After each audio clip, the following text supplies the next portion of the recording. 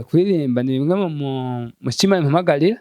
Yego no kumbe nabuze muri presentation nsanzwe ndi n'umuvugabutumwa canke ndi n'umwarimu mu rusengero. Rero no kuvuga ngo ivyo n'ibindi bikorwa mfatanyije no kuririmba.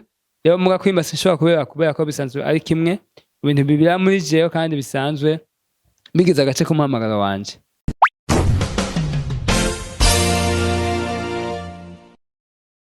Bonjour la famille, j'espère que vous allez très bien. Natwe ni neza turashima muri Peace International TV. Umunsi ni Gloria kuri écran avec Igor inyuma ya kamera comme d'hab. Umunsi dufise invité w'iteka umuririmbyi arimba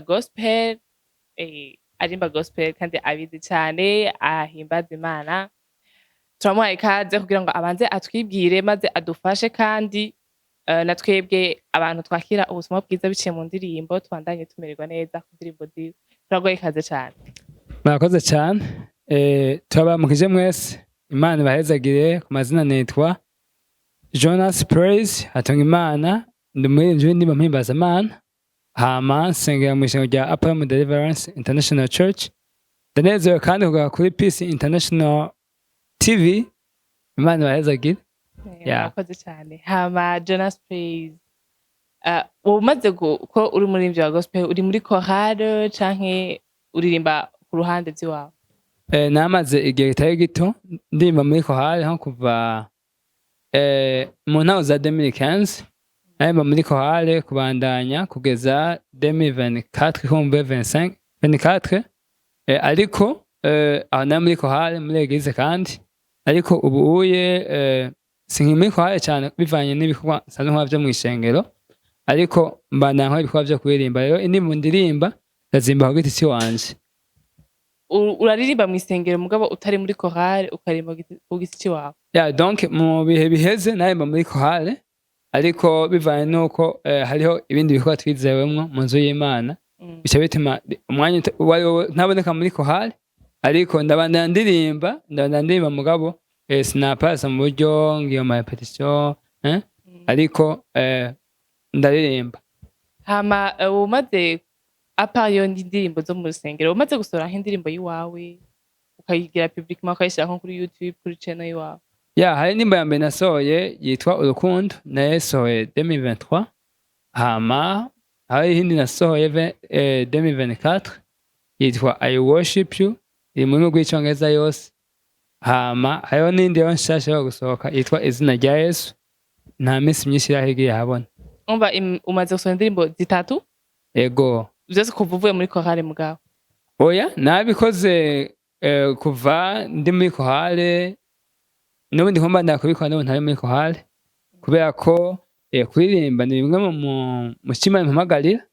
Yego no kumbe nabuze muri presentation nsanzwe ndi n'umuvugabutumwa canke ndi n'umwarimu mu rusengero. Rero no kuvuga ngo ivyo n'ibindi bikorwa mfatanyije no kuririmba. Rero muga kwimba sinshobora kubera ko bisanzwe ari kimwe mu bintu bibira muri jewe kandi bisanzwe bigize agace k'umuhamagaro wanje. None nk'indirimbo zawe ugerageje kuraba ubona zirabwa na benshi, ubona ugerageje kurabona ko ubutumwa uko ushaka ko butangwa buciye mu ndirimbo buratangwa nk'uko uvyipfuza? Ku vy'ukuri ngerageje kuraba kuzimaze gushobora kuja habona, ni indirimbo ubona ko zakiriwe neza n'abashoboye kuzibona, kandi turabona abantu badutera intege hirya no hino, abazumva haba ku mahadiyo, abazumva canke abashobora kuzibona kuri YouTube n'ahatandukanye. Biragaragara ko vy'ukuri ibikorwa turiko turakora ari agatera ntege, kuko na cane ko ziri mu butumwa bwiza bw'Imana bukiza imitima. Umva urashima uko biriko biragenda hose? Ndashima Imana. Hama ndakubaze ikindi kibazo, urashobora kutuja nko mu ndirimbo zawe indirimbo warakunze cane uvuga ati indirimbo vraiment narayikunze kandi yarafashije abantu benshi, naje ubwanje yaramfashije, peut-être uvuga ati rase n'inkuru inyuma y'iyo ndirimbo? Indirimbo presque nka zose ziwanje zigize album ndiko ngerageza gukora, ni indirimbo zifatiye ku no kuzuka vy'umwana w'Imana. Rero no kuvuga amajambo yose arimwo, nta majambo avuga jewe arimo canke ateye nk'uza kahise ziwanje canke atombeye kuvuga ibindi bintu byo kuryohera abantu, ariko indirimbo presque nka zose ni indirimbo zitombeye kuvuga ubutumwa bwiza ko Yesu yaje mw'isi avuka mu buryo butangaje ku nkumi Mariya mu bushobozi bwa mpwemu yera batagira icaha, arapfa mu buryo bw'igitangaza, azuka mu buryo bw'igitangaza, mbere aranaduga mu buryo bw'igitangaza, akaba azonagaruka mu buryo bw'igitangaza kugira ngo atore ishengero yivyariye biciye mu bise vyiwe n'imibabaro yiwe. Rero niba presque nka zose zirimwo cyane ndiko ndakora zitumbeye guhishura igikorwa c'umwana w'Imana yadukoreye, aho yapfuye kubw'ivyaha vyacu kandi biciye mu funo mu kuzuka agashobora kudukiza bw'ubuntu no kudutsindanishiriza bwo kwizera. Rero sinovuga ngo harimwo imwe canke ariko novuga yuko presque nka zose ndazikunda parce que ni indirimbo zigize ubutumwa bwiza bw'abakiza biciye mu mwana w'Imana. Hama ugerageje kuraba naho nko muri chorale aho wahora uririmba kare, indirimbo zawe genre kubona uririmba indirimbo ukazisohora uri wenyene babitahora gute muri chorale, genre ntimusohorane na chorale yose ukazisohora uri wenyene ku giti ciwawe? Mu bisanzwe jewe bivanye nuko mu myaka itari mike nakoze kwa cijanabutumwa kandi ubu ndiko ndabikora, n'ubumva hano kuri Peace International TV nja kwemesha ikorana ahantu ninjiye mu bikorwa vyo kuririmba indirimbo mpimbazamana nk'uburyo nabonye bwa hafi bwo gutanga ubutumwa buri short canke ubutumwa bugufi bwiyoroheje muri melody hanyuma bugashikira abantu benshi vyoroshe. Rero sinategerezwa kwinda kuintegra chorale yose bivanye n'imbona kazoza mfise, hanyuma bivanye n'ico ntumbeye gukora n'umugambi. Rero bo bategerezwa kuvyakira neza kubera ko jewe inyuma y'ivyo vyose nuko ngomba ko bwa butumwa bwiza mvuga mu majambo menshi kumbure ugasanga ntushobora gushikira abantu benshi cyangwa ugasanga ntushobora gushikira abantu bose iyo bari ngo ndabigisha ijambo ry'Imana. Ubu ni uburyo busanzwe bwiyoroheje bwo kugira ngo abantu benshi bashobore kwakira ubutumwa bwiza. Ico gituma rero bavyakiriye neza kuba ndiko ndabikora muri iyo nzira nyene kandi vyose ni kubw'icubahiro c'Imana. Byose n'ubuntu bw'Imana.